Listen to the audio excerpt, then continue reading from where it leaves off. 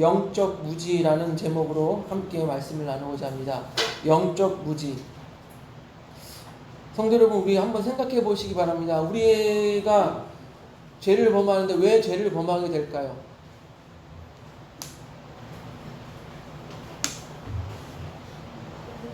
여러 가지 이유가 있을 테지만 우리 안에 있는 욕심과 욕구, 그러니까 자기의 욕구와 욕심 때문에 죄를 많이 범하게 되죠.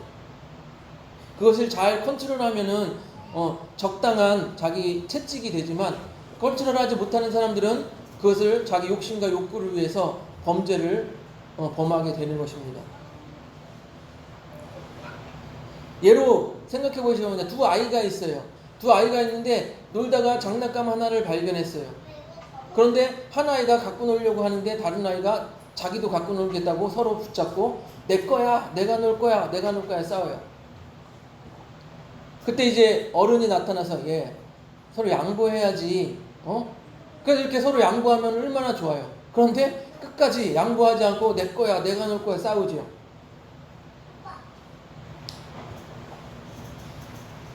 참다 못한 어른이 어떻게 합니까? 야! 탁 장난감을 빼앗아 버리고 그렇게 싸울 거면 둘 다 갖고 놀지 마. 이렇게 얘기하죠. 어디선가 많이 본 듯한 장면입니다. 우리가 아이들을 키우다 보면 이런 일들이 많이 있잖아요. 이런 아이들의 모습만 보아도요, 우리 사람이요 기본적으로 악하게 태어난다라고 생각하는 것이 우리 기독교적인 입장입니다. 왜 그렇습니까? 전에도 말씀드렸다시피 우리 사람에게는요, 태초에 하나님이 사람을 창조하시고 하나님과 이렇게 교제하기를 원했어요. 근데 사람이 어떻게 했어요? 하나님이 필요 없다고 하고 자기 내 마음대로 내 욕심대로 살겠다, 하나님을 내가 뛰어넘겠다, 그런 교만들이 쌓여서 그 죄 때문에 그 죄가 우리 인간에게 계속 유전이 되어서, 최초의 사람 아담으로부터 계속 유전이 되어서 우리 인간들은 기본적으로 자기중심적으로 살려는 그런 욕심이 있어요. 그래서 그 욕구가 반영되는 것이에요. 그래서 우리들은 모두 보면요, 내가 하고 싶은 것, 내가 가지고 싶은 것, 내가 먹고 싶은 것에 충실하게 살려고 많이 노력을 합니다. 또 인간이 그렇게 태어났고요. 그래서 저는 우리 인간이 죄를 범하게 되는 것, 이것에 인간의 욕구와 욕심이 자리 잡고 있다라고 여러분에게 말씀드리고 싶습니다. 오늘 본문을 보니까요, 이 욕심, 욕구를 자기 멋대로 해결하는 한 사람이 나옵니다. 헤롯 안티파스라는 사람입니다. 본문에는 그냥 헤롯 왕이라고만 나오는데 헤롯 안티파스라는 사람이에요. 이 사람이 자기의 욕심과 욕구 때문에 어떠한 죄를 범하는지 우리 한번 찾아봐 보기를 바랍니다. 헤롯 안티파스는요, BC 4년부터 AD 39년까지, BC가 뭐예요? 예수님 태어나기 전, 비포 크라이스트, 예수님 태어나기 전 4년부터 AD가 뭡니까? 아노 도미네, 예수님의 해, 주님의 해. 그래서 예수님 태어난서부터 카운터를 한 거예요. AD 39년까지 그렇게 살았던 사람이에요. 그래서 우리 14장 1절을 보시죠. 14장 1절, 본문 14장 1절. 같이 봅니다. 시작. 그때 분봉왕 헤롯이 예수의 소문을 듣고, 이 헤롯이라는 사람이 헤롯 안티파스입니다. 그런데 이 왜 분봉왕이라고 하냐? 그 아버지 헤롯 대왕이 있었어요. 그 헤롯 대왕에게는 아들이 여럿이 있었는데 그 아들들 중에 로마의 황제가 너는 요 땅 맡어, 너는 요 땅 맡어, 너는 요 땅 맡어, 이렇게 나라를 이스라엘 나라를 나누어서 다스리게 했어요. 그래서 분봉왕이라고 하는 거예요. 헤롯 아킬레오, 헤롯 안티파스, 헤롯 필립 2세, 이렇게 세 군데로 나눠서 나라를 다스리게 했어요. 그 중에서 어느 놈이 잘하나 보자, 잘하는 애한테 맡겨야지, 이렇게 생각한 것이 로마의 황제였어요. 그런데 마태복음 14장 2절을 보면요, 우리 한번 보세요. 14장 2절 시작. 그 신하들에게 이르되 이는 세례 요한이라, 그가 죽은 자 가운데서 살아났으니 그러므로 이런 능력이 그 속에서 역사하는도다 하더라. 아멘. 이 헤롯 안티파스가요, 예수님을 어떻게 생각하냐? 예수님을 죽은 세례 요한이 다시 왔다, 이렇게 생각하는 거예요. 이것은 죽은 세례 요한이 다시 왔다라고 말하는 것은 어떤 생각이 있냐면, 죽은 세례 요한의 귀신이 이 예수라는 사람의 육신에 씌었다, 이렇게 생각을 하는 거예요. 그러니까 귀신 쓰였다라는 거예요. 세례 요한의 귀신이 쓰여서 그렇게 능력을 똑같이 행한다, 이렇게 얘기를 하는 거예요.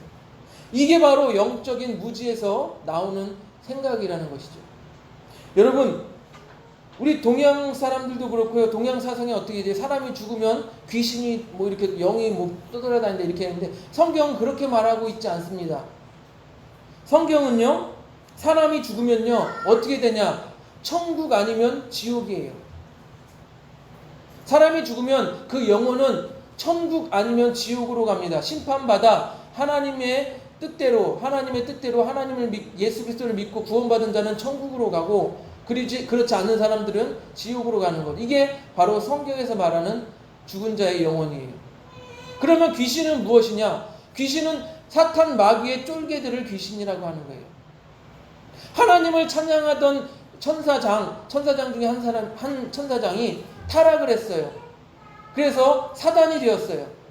그리고 그를 쫓았던 천사들이 있는데, 그들이 함께 추방당했는데, 그들이 바로 사단의 쫄개 귀신들이에요. 그러니까 귀신은 우리가 사람의 영혼이 죽어서 귀신이 되는 것이 아니라 사단의 쫄개라는 것을 우리가 바로 알아야 하는 것입니다. 이제는 헤롯 대왕이 어떻게 요한을 죽였는지 그 후로 이야기가 나옵니다. 그런데 이건 앞에 1, 2절에 예수 그리스도가 세례 요한의 죽은 자 가운데 살아났다 말하는데, 이것이 바로 3절부터는 그 전 이야기예요.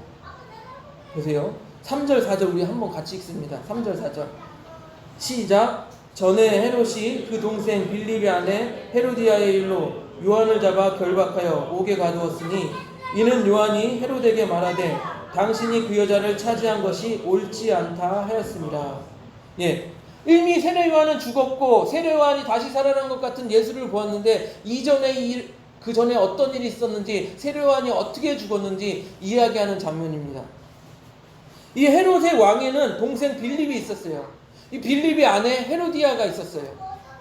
그런데 이 헤롯 왕이 동생 빌립의 아내 헤로디아를 자기 아내로 취한 거예요. 그런데 그 과정에 어떤 일이 있었냐? 자기의 본처를 쫓아낸 거죠. 이혼해서 쫓아내고 그 동생의 아내 헤로디아를 자기 아내로 삼은 것입니다. 그 동생 얼마나 불쌍해요. 졸지에 형에게 자기 아내를 빼앗겨 버린 것입니다. 거기에는요, 헤로디아의 야심도 있습니다. 이 헤로디아가 야심이 있어서 남편이 왕의 아들임에도 불구하고 왕위에 오르지 못하고, 그러니까 왕위에 오른 이 헤롯 안티파스에게 추파를 던져서 유혹하는 그런 면도 없지 않아 있습니다. 어찌되었든 간에 이 동생의 아내를 자신의 아내로 삼은 것은 당시에 이스라엘의 율법에도 어긋난 죄입니다. 그리고 우리 사람의 양심으로 봐도, 여러분 생각해 보세요. 내 형이 내 아내를 빼앗아 갔어. 양심적으로도 이거는 죄지요. 그래서 그 죄라고 말했던 이 세례 요한을 못마땅히 여긴 거예요. 그 당연히 죄라고 얘기했는데, 당신이 왕이지만 동생의 아내를 빼앗은 건 죄입니다. 잘못했습니다. 라고 말했던 이 세례 요한을 죽이고 싶었지만, 눈에 가시였지만 죽이지 못하고 있었던 것이 이 헤롯 왕이었어요. 우리 5절을 한번 읽어볼까요?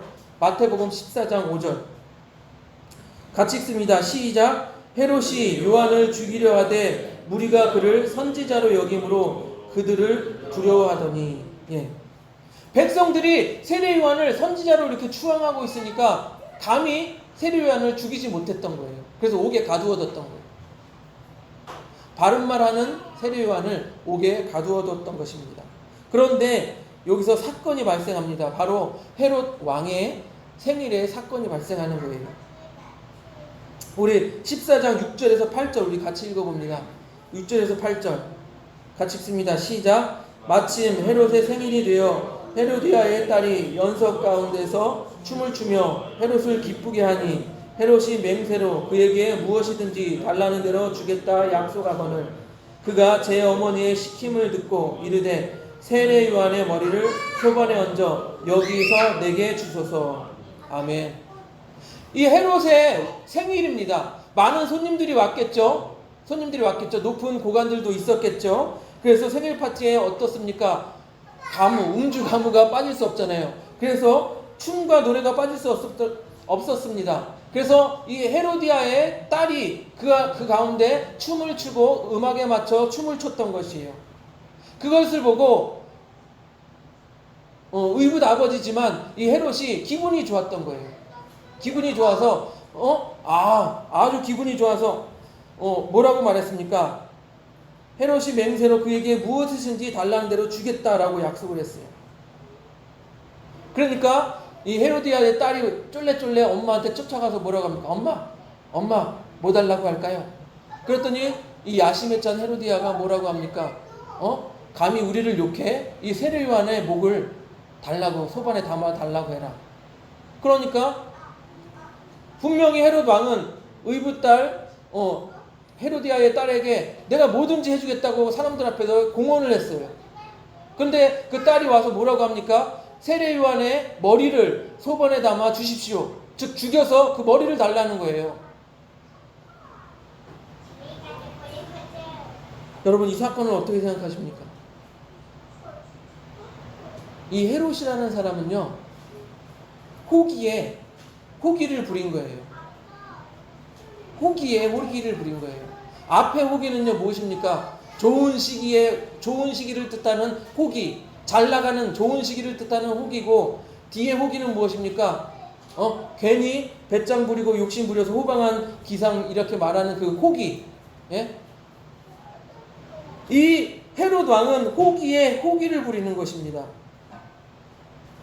자기가 생일 잔치를 맞이했어요. 그리고 자기가 원했던 헤로디아라는 여인도 맞이했어요. 그리고 많은 사람들이 와서 축하해주고, 그리고 딸이 춤을 추고 기뻐하니 얼마나 자기에게 가장 좋았던 시기 아닙니까? 호기 아닙니까? 그런 때 야 내가 무엇이든지 해줄게 라고 호언장담하며 호기를 부린 거예요.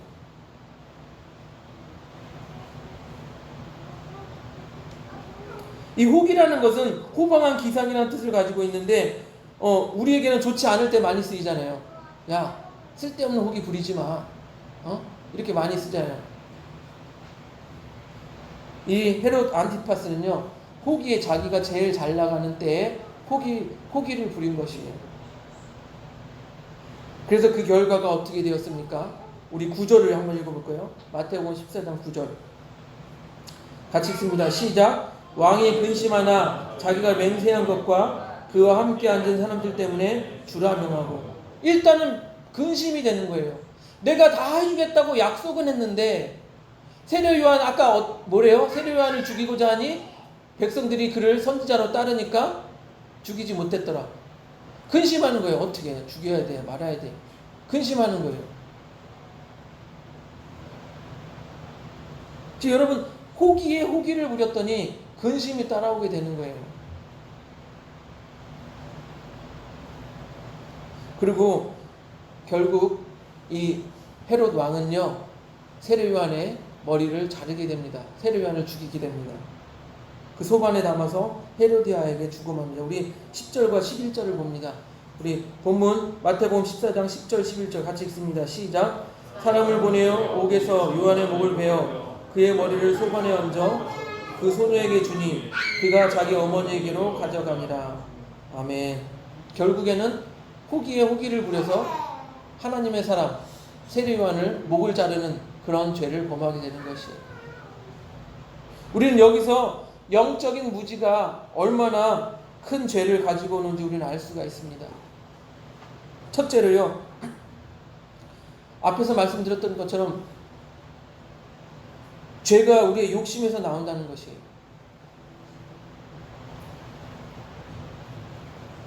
헤롯은요, 자기 아내가 있었음에도 불구하고 헤로디아라는 자기 동생의 아내에게 눈독을 들였어요. 욕심을 냈어요. 그래서 동생의 아내를 자기의 아내로 취합니다. 이것은요, 자기 처를 쫓아냈어요. 본처를 쫓아냈어요. 그러니까 본처에게도 죄가 되고 또 동생에게도 큰 죄가 되는 거예요. 동생이 얼마나 형을 원망했을까요? 자기 아내를 빼앗아갔으니. 율법으로도 큰 죄가 되고 무엇보다도 하나님 앞에서 큰 죄가 되는 거예요. 그래서 우리는 욕심을, 우리의 안에서 이렇게 나오는 욕심을 우리가 다스릴 줄 알아야 되는 거예요. 우리의 안에서 욕심이 생기면은 우리가 한번 잘 영적으로 한번 생각해 보시기 바랍니다. 첫째로, 내가 이 욕심으로 인해서, 내가 부리는 이 욕심으로 인해서 다른 사람들이 피해를 보지 않는지. 둘째로요, 내가 이 욕심을 채우기 위한 방법이 정당한지. 셋째로요, 이 욕심으로 인해, 내 이 욕심을 채우기 위해 이 욕심으로 인해 내 영적인 경건 생활에 피해를 주는지 점검해 보시기 바랍니다. 우리가 욕심이 생기는 건 인지상정이에요. 욕구가 생기는 건 인지상정이에요. 그런데 우리가 이걸 영적으로 점검해 봐야 돼요. 첫째, 욕심으로 인해 다른 사람이 피해 보지는 않는지. 둘째, 욕심을 채우는 방법이 정당한지. 셋째, 이 욕심으로 인해서 내 영적인 건강이 해치진 않는지, 경건 생활을 해치진 않는지 따져보시기 바랍니다. 이렇게 욕심을 다스릴 줄 아는 우리 그사랑교회 성도님들이 되시기를 주님의 이름으로 축복드립니다. 둘째로요, 영적인 무지. 죄가 죄를 낳는다는 것을 모르는 거예요. 죄가 죄를 낳는다. 헤롯은요, 자기 동생의 아내를 취함으로 죄를 범했습니다. 그런데 동생의 아내를 취한 그 죄 때문에 어떤 또 죄를 낳게 됩니까? 그 죄를 지적하는 세리요한을 또 죽여야만 하는 또 죄를 낳게 되는 거예요. 좋은 말을 하는, 바른 말을 하는, 야, 당신 동생의 아내를 취하는 거 잘못됐다, 바른 말을 하는 세리요한까지 죽여야 되는 죄를 또 그 죄를 짓게 되는 거예요. 그러니까 죄가 죄를 또 낳게 되는 거예요. 이런 것은 성경의 다른 부분에도 있습니다. 여러분 잘 아시는 것처럼 다윗, 위대한 왕이라고 하는 다윗도요, 성 위에서 이렇게 보니까 저기에 밧세바라는 여인이 목욕하는 장면이 보여요. 너무 아름다워 보여요. 야, 저 여인이 누구냐? 데리고 와라. 그와 동침했어요. 간음했어요. 그런데 그 간음한 사실을 숨기기 위하여서 그 밧세바라는 여인의 남편이 우리아인데 그가 전쟁터에 있는데 그를 불러들여서 그를 전쟁터에서 깊은 곳에 나아가서 죽게 만듭니다. 무엇이에요? 자기가 간음한 것을 감추기 위해서 또 사람 그 남편을 죽이게 되는 거예요. 죄가 죄를 낳게 되는 거예요.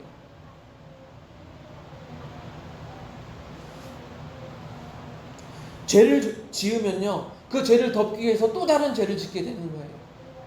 아니면 그 죄를 정당하기 위해서 또 다른 죄를 짓게 되는 거예요.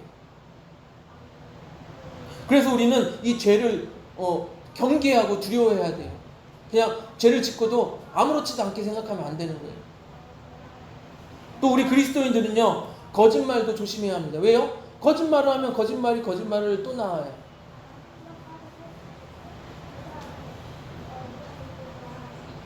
성경에도요, 거짓은 입에 말하지도 말라고 성경에 나와 있습니다. 그리고 세례 요한과 같이 잘못을 지적해주는 사람이 자신의 죄를 지적해준다면, 우리는 주변에서 나의 죄를 지적해준 사람이 있다면 회개해야 돼요. 하나님 앞에 나아가서 그 죄를 회개해서 그 죄가 죄를 낳는 일을 미련에 끊어버려야 하는 것이에요. 여러분, 죄를 사람이 안 지을 수는 없어요. 그러나 그 죄를 경각심을 가지고 바라보는 사람과 그렇지 않은 사람은 차이가 있는 것이죠. 그리고 죄를 지었을 때 하나님 앞에 나아가 회개하는 사람과 회개하지 않는 사람은 차이가 있는 것이죠. 우리 그사랑교회 성도님들 모두 죄를 가볍게 여기지 않기를 축복드립니다. 세 번째로요, 영적 무지. 호기에 영적으로 깨어 있어야 된다는 거예요. 호기. 여기서 호기라는 것은 좋은 때, 우리가 잘 나가고 좋은 시기에 영적으로 더욱 깨어 있어야 돼요. 흔히 우리는 내가 일이 잘 풀리고 잘 나갈 때에 하나님을 잊어버리기가 쉽습니다. 그리고 영적으로 무뎌지기가 쉽습니다. 그래서 우리는 호기에 더욱 영적으로 깨어 있어야 하는 것입니다. 헤롯은 앞에 말씀드린 것처럼 호기를 부리다가 또 다른 죄를 범하게 되는 것이에요. 우리도 인생에서 내가 뭔가 잘 풀리고 잘 나간다 그러면 더욱더 조심해야 돼요. 우리가 편안할 때 사단은 우리를 넘어뜨리려고 우리를 공격합니다. 여러분 생각해 보세요. 힘들고 어려울 때 신앙적으로 넘어지는 사람보다는 잘 날아가고 잘 풀릴 때 신앙적으로 넘어지는 사람이 더 많아요. 오히려 힘들고 어려울 때는 하나님께 더 매달려요. 하나님을 찾아요. 하나님 이 문제 좀 해결해 주세요. 그런데 잘 나가고 잘 풀릴 때는 하나님을 안 찾아요. 어떻게 하면 세상에서 즐길 것 더 즐길까? 쾌락을 즐길까?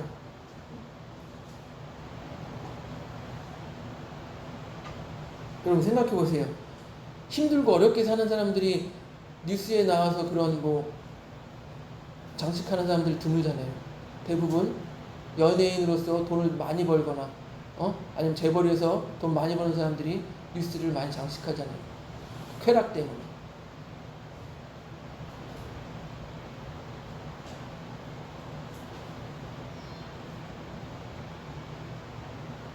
세상에서요, 크게 성공하고 명성을 얻었을 때 사람들은 온갖 스캔들과 돈의 문제로 넘어지는 모습을 우리 많이 보게 됩니다. 우리도 내가 잘 풀리고 잘 나갈 때 더욱 자신을 돌아봐서 영적으로 깨어 있어야 한다고 생각되어집니다. 내가 잘 풀리고 잘 되면요, 생각해 보세요. 내 영적 상태는 어떠한가? 나는 예배를 잘 드리고 있는가? 나는 정기적으로 기도를 하고 있는가? 스스로를 돌아봐야 되는 거예요. 또한 나와 예수님의 관계는 이전과 같이 잘 유지되고 있는가? 영적으로 돌아봐야 되는 거예요. 우리는 항상 자기의 영적 상태를 점검해야 되지만 특별히 우리가 잘 풀리고 잘 나갈 때 아무 걱정 근심이 없을 때 더욱 자기 자신의 영적 상태를 돌아보시는 우리 그 사람교회 성도님들이 되시기를 바랍니다.